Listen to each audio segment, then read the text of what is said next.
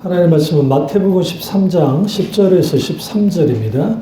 하나님의 말씀은 마태복음 13장 10절에서 13절 말씀 보도록 하겠습니다. 제자들이 예수께 나와 이르되 어찌하여 그들에게 비유로 말씀하시나이까? 대답하여 이르시되 천국의 비밀을 아는 것이 너희에게는 허락되었으나 그들에게는 아니 되었나니 무릇 있는 자는 받아 넉넉하게 되되 없는 자는 그 있는 것도 빼앗기리라. 그러므로 내가 그들에게 비유로 말하는 것은 그들이 보아도 보지 못하며 들어도 듣지 못하며 깨닫지 못함이니라. 아멘. 말씀 제목은 비유 속에 숨겨진 비밀, 두 번째 시간 갖도록 하겠습니다. 비유 속에 숨겨진 비밀, 두 번째 시간 갖도록 하겠습니다. 예수님께서 비유로 말씀하시는 두 가지 이유, 그 비밀이 담겨 있는데요. 하나는 비유로 인해 감추어진 것을 드러내기 위해서 주님의 비유로 말씀하셨습니다. 이 말은 무슨 말이냐면 비유를 통해서 예수님의 가르침, 하나님 나라의 복음을 잘 이해하고 알게 하기 위해서 그 삶의 현장에 있는 그 삶의 자리에서 이해할 수 있는 것들, 그러니까 일상의 삶의 소재들을 가지고 주님이 비유로 말씀하셨습니다. 대표적인 게 혼인잔치 비유, 대표적인 게 드라크마 비유. 우리 드라크마 비유의 핵심은 뭐냐면 그 드라크마라는 동전이 있는데 그 동전은 가치 자체가 없습니다. 그러니까 여러분 혹시 주화 아시잖아요, 주화. 우리 뭐 올림픽 하거나 아시안 게임 하면 주화가 나오잖아요. 그러면 주화 자체는 뭐 밖에 나가서 쓸 수가 없잖아요. 그 대신 수집하는 사람들은 수집하니까 그 가치가 있고 그 거리가 되기도 하거든요. 그런 것처럼 드라크마라는 것은 돈이긴 한데 사용되는 돈이 아니고 주로 결혼식 때 이제 가져갑니다. 주로 몇 개를 가져가냐면 10개. 일종의 우리 오늘날 말하면 반지와 같은 거예요. 결혼 반지. 근데 드라크마 비유 속에서 10 드라크마가 있었는데 하나를 잃었다는 거죠, 여자가. 그러니까 이제 그걸 찾으려고 막 몸부림을 칩니다. 그러니까 우리 생각에 그 드라크마는 데나리온, 세겔, 달란트, 그런 어마어마한, 달란트는 어마어마한 이제 단위니까 가치도 없는 돈 같은데, 그러나 1세기 당시 문화 속에는 결혼 증표로서의 동전이기 때문에 그 하나가 부족하다는 것은 아주 굉장한 큰 의미를 갖습니다. 그러니까 예를 들어 이거죠. 여러분이 결혼식 때 했던 반지가 있는데 그 반지를 잃어버렸다는 거죠. 예를 들어.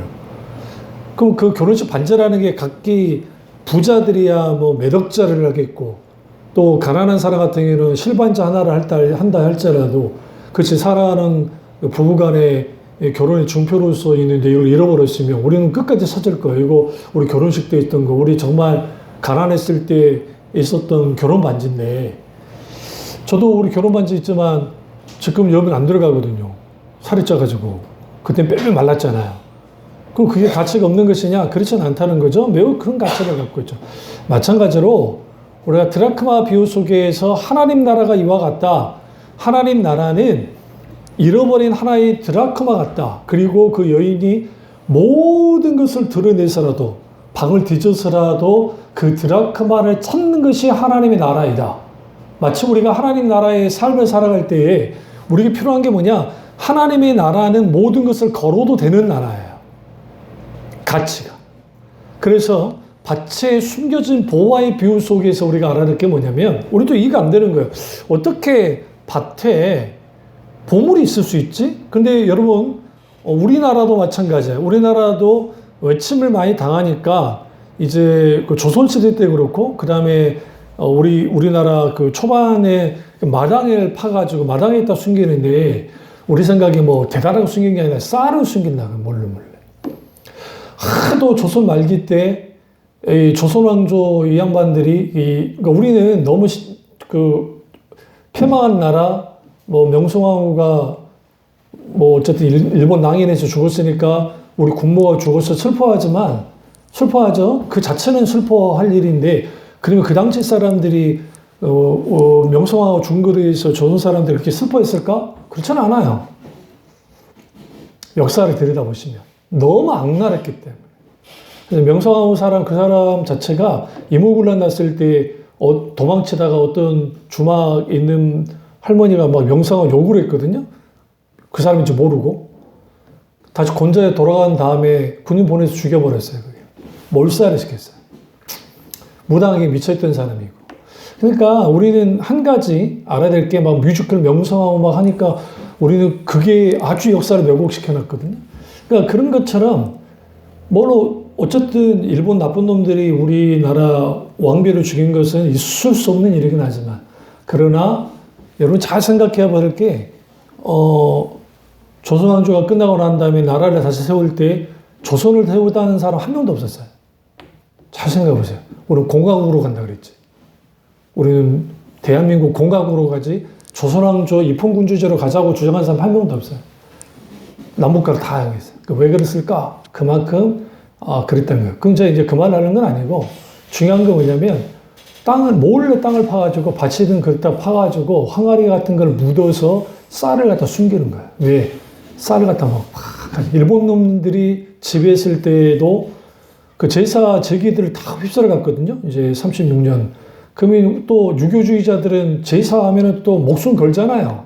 그러니까 제기들을 다 땅을 산이든 어디든 파가지고 묻어놓는단 말이에요. 근데 중요한 거는 누군가 묻는데 여럿이 가서 묻으면 다 드러나니까 믿을 만한 사람들이 몰려가서 묻을 거 아니에요. 마찬가지로 예수님 당시 이스라엘의 상황이라는 게 늘 이민족의 침입을 받고 공격을 많이 받았던 나라이기 때문에 가치 있는 것을 자기들이 값진 것을 집에다가 숨겨둘 수가 없는 게 부자들이나 권력자들은 돌로 집을 지었으니까 뚫고 못 들어오는데 주로 집들이 흙집이든 아니면 석회한 집이든 딱 깨부시면 들어갈 수 있어요. 그러니까 진짜 소중한 것을 집에다가 놔둘 수가 없어요. 계속 사람이 있지 않는 이상. 그러니까 아무도 안 보는 사이에 밭에다가 몰래 숨기는 거죠. 근데 문제는 뭐냐면 병으로 죽거나 아니면 전쟁으로 죽거나 죽었을 때 누군가는 분명히 숨겨놨는데 모르는 거죠. 모르는 사이에 이제 그 밭에 일을 하는 사람이 하다가 항아리 하나가 탁 깨졌는데 딱 보니까 그 금은보화가 있는 거야. 근데 땅 주인은 분명히 있어.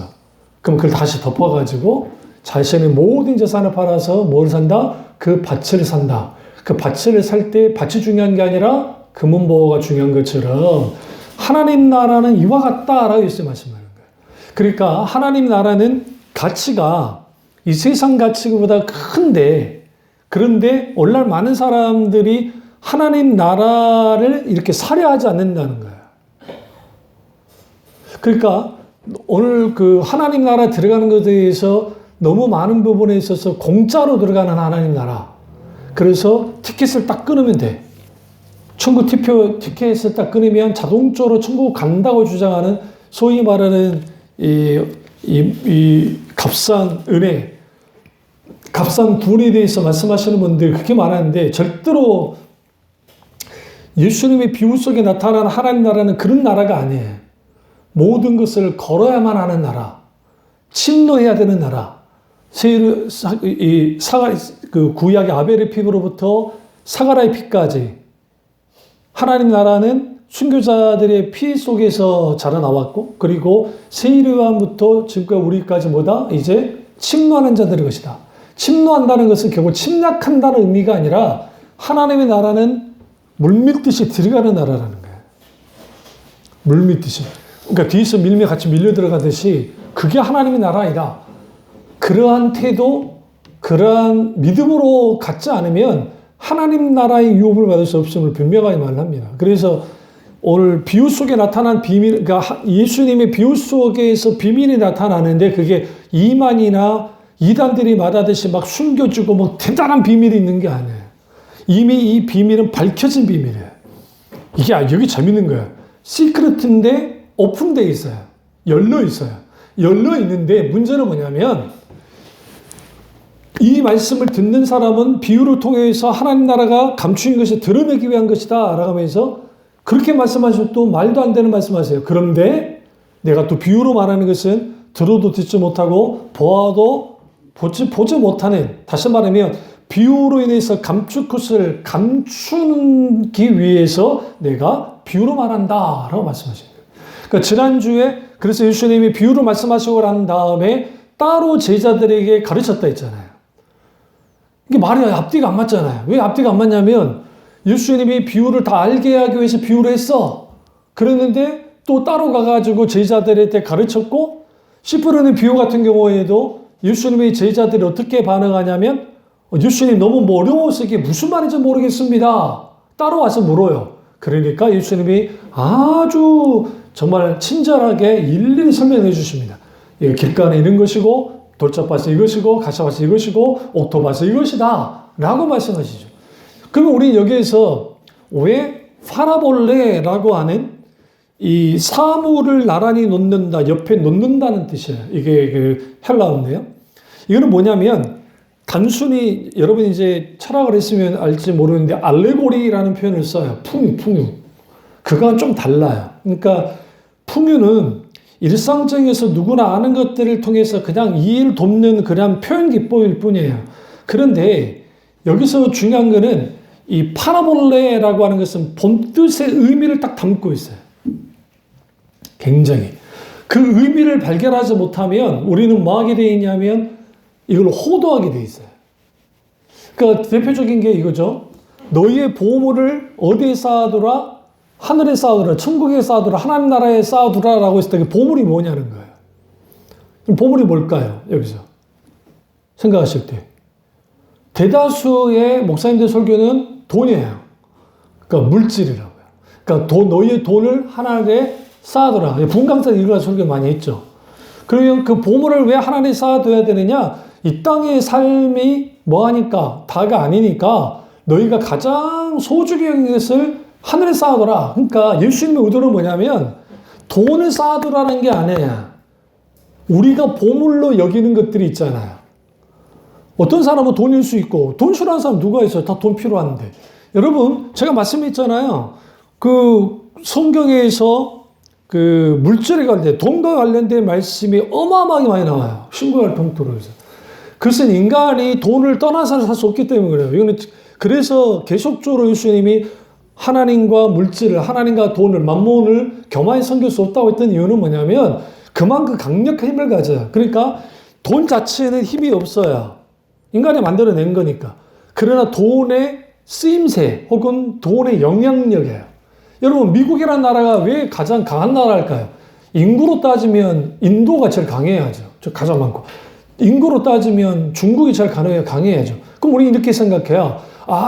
거기 과학 문명과 또 막 저기 어마어마한 무기가 있고 하니까 맞아요. 그렇긴 해요. 그러나 사실은 미국이 가장 강한 이유는 돈이에요. 달러 때문에. 이 달러가 강달러, 이 모든 전 세계의 모든 경제를 쥐고 흔들 수 있는 게 달러이기 때문에 그래요. 이걸 흔들려고 중국이 흔들려들고 예전에 러시아가 흔들려고 있고 일본이 한참 잘 나갈 때 일본이 흔들려고 있다가 다 꼬그라진 거죠. 그러니까 돈의 힘은 하나님을 대신할 수 있는 게 돼요. 자칫하면 하나님의 역할을 해버린단 말이에요. 돈이. 돈 때문에 사람 죽이잖아요. 안 그럴까요? 돈 때문에 또 치료받지 못해서 죽기도 하잖아요. 돈 때문에 여러 일들이 벌어지잖아요. 그러다 보니까 예수님께서 이 많은 사람, 모든 사람들이 그 말하는 게 너희의 보물을 하늘에 쌓아둬라. 그럼 너희가 가치 있게 여기는 게 뭐냐 하는 거예요. 어떤 사람은 명예일 수 있고, 어떤 사람은 권력일 수 있고, 어떤 사람은 사람일 수 있고, 어떤 사람은 자기의 성공일 수도 있고, 어떤 사람은 자기 자신일 수도 있고, 어떤 사람은 대부분이 돈일 수도 있겠고, 어떤 사람은 자기 아파트, 차, 뭐일 수 있단 말이에요. 근데 인간이 살아가면서 기껏 행복 지수를 딱 하면 내가 가지고 있는 것들이에요. 나 BMW, 나 명품 갖고 있고, 나 집 이렇게 럭셔리한 집에 살고 있고, 그 다음에 먹는 것도 다른 것을 먹으면서 살아가. 그리고 나는 그 삶을 살면서 나는 이렇게 대단한 사람이야 라고 살아갑니다. 그걸 우리는 부러워하죠. 왜 그렇게 살아본 적이 없으니까. 실제로 부러워할 만하죠. 자기들이 하고 싶은 거 다 할 수 있으니까. 누구 눈치 안 봐도 되잖아요. 여러분 사람이 여유가 생겨요. 돈이 있으면. 여유가 생기면 사람이 관대해져요. 그런데 또 죄별 중에 또 아주 한진 거기 뭐 이명희 같은 그런 사람들도 아주 이상한 인간들도 있지만 주로 제가 아는 분들 중에 저기 목사님 중에 좀 그렇게 있는 분들이 이야기를 나눠보면 물론 그들이 가식을 떠는지 어쩐지 모르겠지만 막상 그분들 만나보면 생각보다 겸손하다고. 생각보다. 우리가 생각하는 것보다. 근데 왜 거기에 막 그렇게 떨 필요가 없어요, 그분들은요. 밑에서 알아서 다 해주거든요. 그러니까 거기에 뭐 그렇게 필요가 없잖아요. 그러니까 여유는 거기서 오죠. 근데 예수님이 그 말씀 하시는 거죠. 너희의 보물을 왜 하늘에 쌓아두느냐? 하나님 나라는 점과 도둑과 이게 들지 않는다는 거예요. 그러면 이 땅에 보물을 쌓는 사람들, 그게 권력을 쌓든, 그게 자식을 쌓든, 아니면 어떠한 자기의 성공을 쌓든 쌓는데, 이건 도둑과 점과 동록이 뭐한다? 그거를 다 상하게 만들 것이다. 근데 사탄은 우리에게 이렇게 말해요. 너에게 선악과가 있어. 우리는 선악과가 에덴 동산에만 있다고 생각하는 오늘날의 선악과가 있단 말이에요. 어떤 선악과냐면 하나님을 대체하는 모든 것들, 하나님처럼 되고자 하게 하는 모든 것들, 그것이 권력일 수 있고 그것이 돈일 수 있고 그렇기 때문에 예수님께서 정신 차려라는 거예요. 야, 이 땅의 것들은 다 썩어 없어질 거야. 그러니까 너희는 너희의 보물을 하늘에 쌓아둬야 돼. 단순히 설교를 하실 때 목사님들이 이것은 보물은 돈이니까 당신들이 헌금을 많이 해가지고 하늘에 쌓아두면 거기에 하나님의 상급이 큽니다라는 식으로의 말씀이 아니라는 거야. 그게 이 비유 말씀이. 그게 아니라 여러분과 우리 속에서 내 보물이 무엇일까 한번 생각해 보자. 그게 자식일 수 있어요. 그게 부인이고 남편일 수도 있고 아니면 돈일 수도 있고 아니면 집일 수도 있고 뭔가가 내게 보물일 수 있어요. 근데 그 보물이 하나님을 사랑하는 것보다 하나님 그분보다 더 가치 있게 여겨진다고 한다면 이건 아니라는 거야. 그러니까 기꺼이 우리는 이 모든 것들을 하늘에 쌓아둬야 된다. 그래서 하나님과의 관계에서 어떤 것도 무게감이 하나님이 더 무거워야 돼요. 그래서 우리가 성경에 벨리알이 아니라 벨사살이 이제 바벨론에 메네메네 데겔 우바르신 다니엘이 그걸 해석을 하잖아요. 할 때에 그때에 메네메네 데겔 우바르신이라는 것은 저울 위에 이제 추를 올렸는데 이 추가 어떻게 했다? 이게 완전히 올라가 버렸다는 거예요. 가벼웠다는 거예요. 이건 하나님의 진노, 하나님의 이제 당신을 하나님이 심판할 겁니다. 그걸 예언을 합니다. 그러니까 우리가 하나님이 우리에게 무게추를 딱 줘요. 그러면서 하나님이 우리에게 더 무거워야 되겠죠? 당연히. 근데 하나님이 우리에게 한없이 가벼워져 버렸다는 거예요.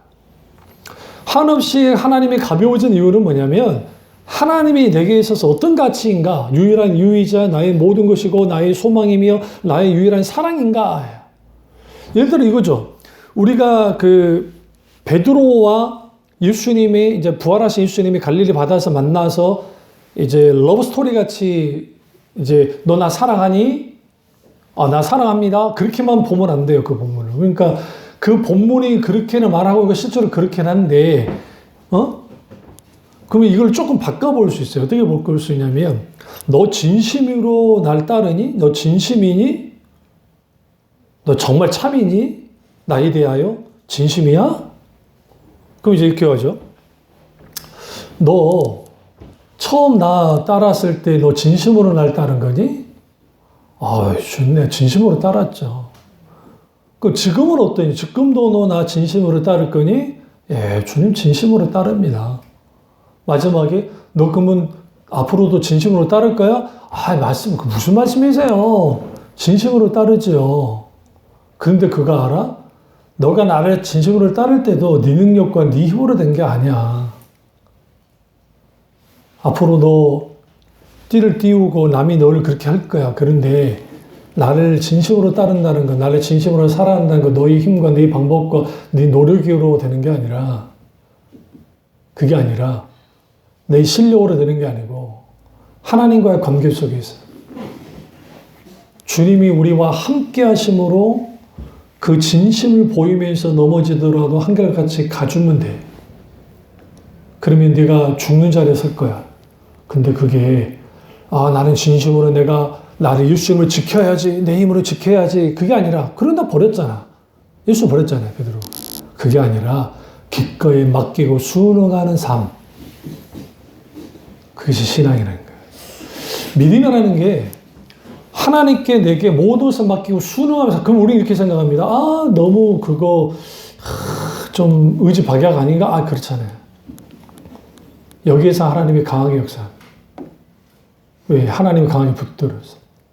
그래서 우리는 예수님의 비유 속에서 우리에게 딱 주시는 이유가 뭐냐면, 그 비유를 통해서 철저하게 하나님의 뜻, 하나님의 의도, 그리고 하나님의 계획, 하나님의 목적, 그리고 하나님 나라의 정체성과 정체성과 특징을 드러내버려요. 하나님 나라는 이 세상 것과 같지 않다. 그런데 하나님 나라는 다 완전히 열려 있다. 그런데 열려 있는데 다 하나님 나라의 비유를 들을 수는 없다. 깨닫는 자가 그렇게 많지 않다라고 주님 말씀합니다. 그러면 너희는 들어도 듣지 못하고 보아도 보지 못하고 깨닫지 못한다는 말, 같이 보시죠. 마태복음 13장 14절에 이 말씀이 쭉 나오잖아요.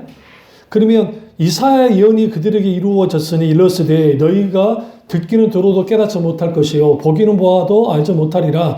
이 백성의 마음이 뭐하여? 완악하여져서 그 귀는 듣기에 둔하고 눈은 감았으나 이는 눈으로 보고 귀로 듣고 마음으로 깨달아 돌이켜 내게 고침을 받을까 두려워함이니라 하였느니라.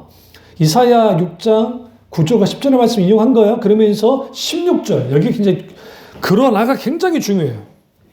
그러나 너희 눈은 뭐? 봄으로 너희 귀는 들음으로 뭐가 있도다? 복이 있도다.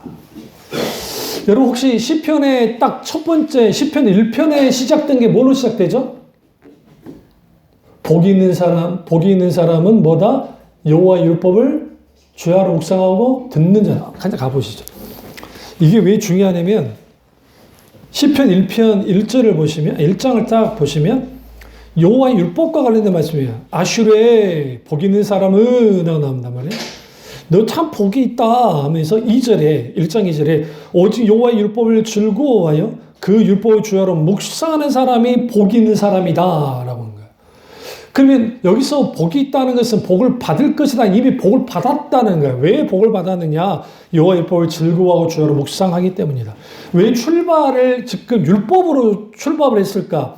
시편 잠깐 보세요. 시편 1편과 150편까지는 성경 전체를 담고 있어요.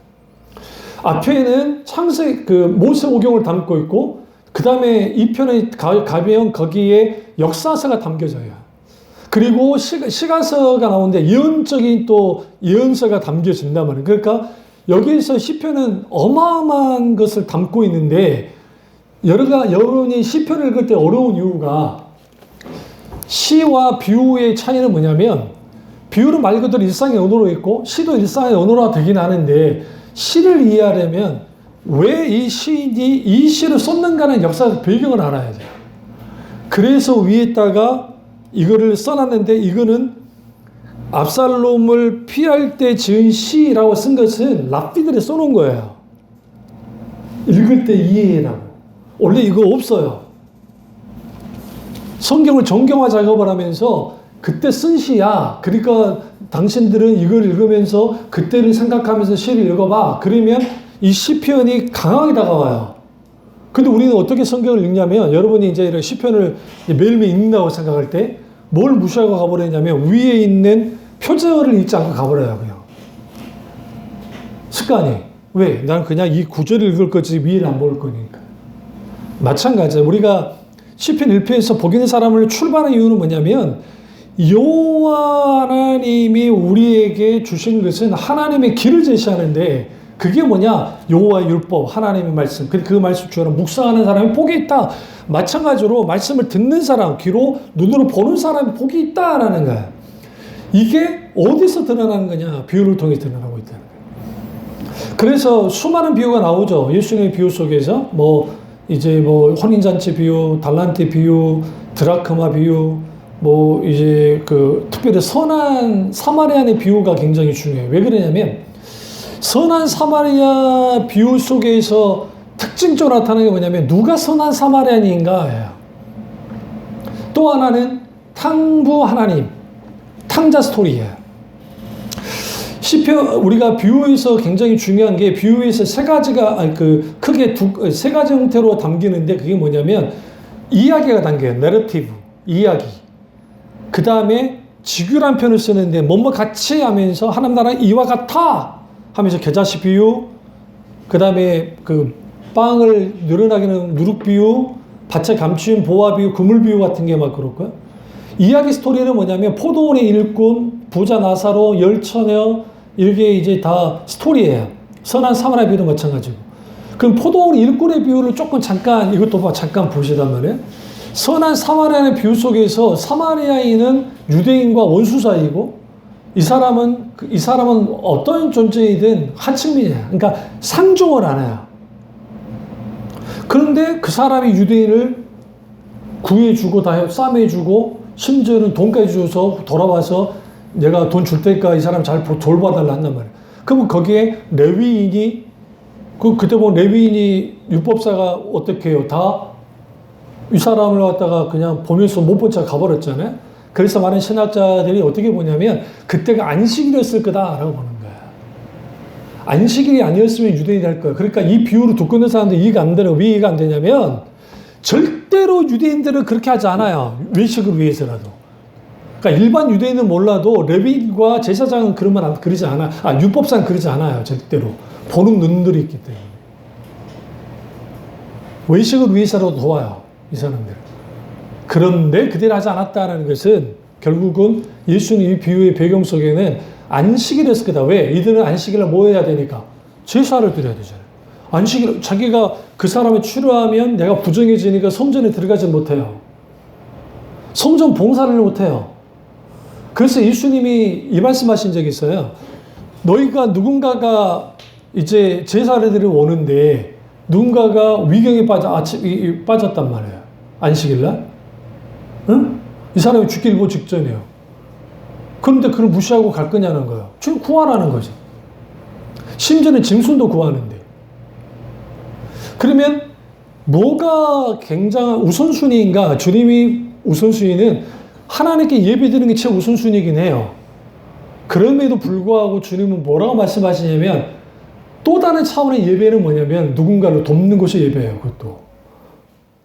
그것도 예배다. 만약에 민주사님이나 주일날 예배 드리러 오는 어떤 사고가 나가지고 이 사람 너무 미국에 근데 나 지금 예배 시간이 빨리 급해. 예를 들어 내가 우리 권사님이 내가 대표 교도란 말이지 예를 들어. 그럼 그걸 팽개치고 와야 돼요? 아니 그런 건 안 되죠. 내가 도울 수 있을 만큼 도우면서 좀 늦어지더라도 연락을 하고 하면서 그게 늦어지더라도 왜? 그 자체가 하나님을 향한 예배 행위이기 때문에요. 그게 선한 사마리아 비유 속에서 잘 드러나고 있는 거예요. 거기에서 가장 중요한 것은 긍휼을 베푸는 자다. 그럼 그 선한 사마리아인이 누구냐? 예수님이라는 거예요, 사실은요. 거기서 핵심은 예수님이 그래요. 예수님이 선한 사마리아인처럼 비유를 죽고 실제로 그런 대접을 받았으니까 아무 조건 없이. 그리고 똑같이 포도원의 일꾼의 비유가 이해가 안 되는 거예요. 우리가 자본주의 사회에서. 아침 일찍 출근해서 한 1데나리온을 받고, 그 다음에 거의 뭐 1시간만 일하고 1데나리온을 받았단 말이에요. 그러면 이제 우리는 여기에서 이게 하나님 나라라는 거예요, 이게.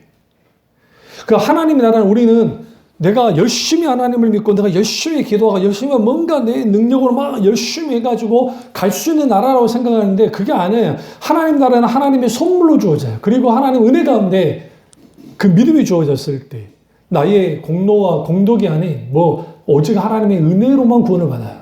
그때 예수님이 이 말씀하세요. 비유 속에서.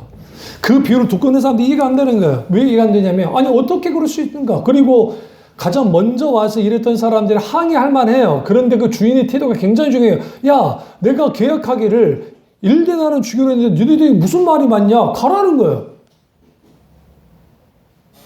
그러니까 화가 나니까 이들이 뭐라고 하냐면 아니 그러면 1시간밖에 일하지 않았는데 저들은 왜 주냐? 그건 내 마음이다. 여기서 굉장히 중요한 거야. 이 주인이 일을 시킨 목적이 뭐냐는 거야.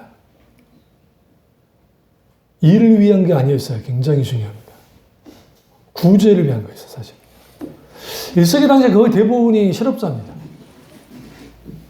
예수님 그걸 너무 잘 알고 계셨어요. 그럼 이 사람은 굳이 1시간밖에 안 남았는데 사람을 채용할 이유가 없잖아요. 여기서 중요한 게 우리 구로 여기 가보면 지금 이제 조선족들이나 그 사람들이 막 난리지만 예전에 막 건설에 하시는 분들이 있거든요. 제가 막 줄 서 있거든요. 제가 목사님들 모임이 있으면 그때 거기서 만나서 차 타고 막 가니까 그걸 많이 보거든요. 그럼 주로 누구부터 뽑나요? 일 잘하는 사람들이에요. 건장하고 한 사람들 먼저 뽑아요. 나이 들면 안 뽑아요. 그러면 예수님 비유 속에서 일을 하러 온 사람들은 그나마 움직임도 좋고 뭔가 쌩쌩한 사람들이 온 거예요. 뒤로 갈수록 뭔가 소외되고 일을 시킬 만한 사람이 아닌 사람들이 남은 거죠, 계속. 그것에 대하여 예수님이 뭐 하느냐? 비유 속에서 그 사람은 그들도 계속 일을 시켰다는 거예요. 왜? 그 당시, 1세기 당시에는 하루 일을 내야 하루 먹고 살아요. 오늘 굶지 마. 오늘 굶지 마. 일해서 먹어. 이게 하나님 나라다.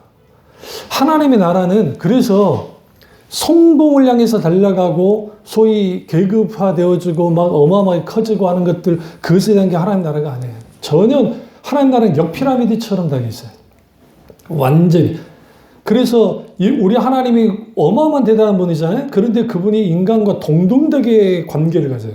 친밀한 교제를 나누면서. 심지어는 아들이 죽어버려요. 이게 이해할 수 없는 기독교 이해할 수 없는 종교예요. 어떤 면에 종교로 따지면. 근데 왜 그러셨는가? 그것이 하나님 나라의 정신이자 하나님 나라의 정체성이자 하나님 나라의 특징이자 하나님 나라의 사랑이에요. 하나님 나라는 섬기는 것이다. 그러니까 소위 그 분감사들이 했던 하나님 나라에 우리 열심히 예수 잘 믿고 열심히 충성해서 금면류관, 은면류관 따서 막 합시다 라고 가르쳤단 말이에요. 그 목사님 그런 것은 없는 것입니까? 인과율에 대한 것들은 분명하게 갖고 있는데 그건 조금 잘못되어 있는 거예요. 공동신앙이기 때문에. 사도 바울이 말하는 내가 의의 면류관을 향해서 달려간다 할 때 그것은 뭘까? 그것은 뭐냐면 면류관은 진짜 면류관을 하나님이 쓰여줄 수 있을지도 그건 모르겠어요. 어쨌든. 근데 이거는 은유적인 표현이니까 중요한 것은 뭐냐면 하나님 앞에 하나님의 보호자 앞에 가까이 갈수록 영화로워져요. 모든 존재가. 그 자체가 면류관이에요. 그러면 영적인 존재인 천사들 중에 하나님 가장 가까이 갈 수 있는 존재가 누구예요? 스랍 외에는 없어요.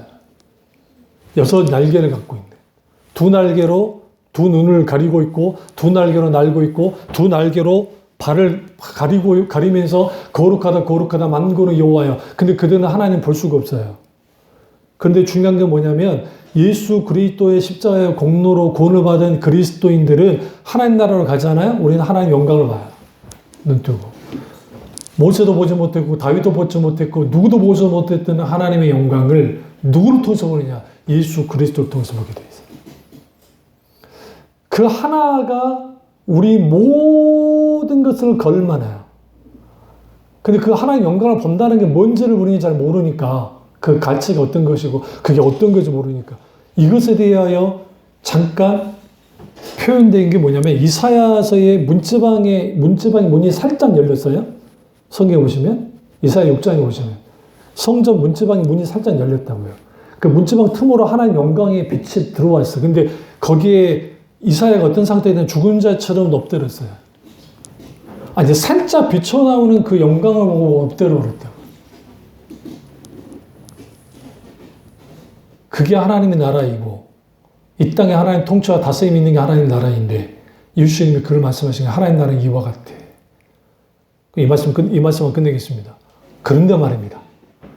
저도 그렇고 여러분도 그렇고 우리는 하나님 나라를 얼마나 사랑하고 얼마나 하나님 나라에 가고 싶습니까? 그게 아닌 거예요. 왜 그럴까요? 막연한 나라가 되었기 때문이에요. 하나님 나라가 막연한 나라가 됐어요. 그냥 동경하는 나라, 죽어서 가는 나라, 그 정도 나라로만 이해를 한 거예요.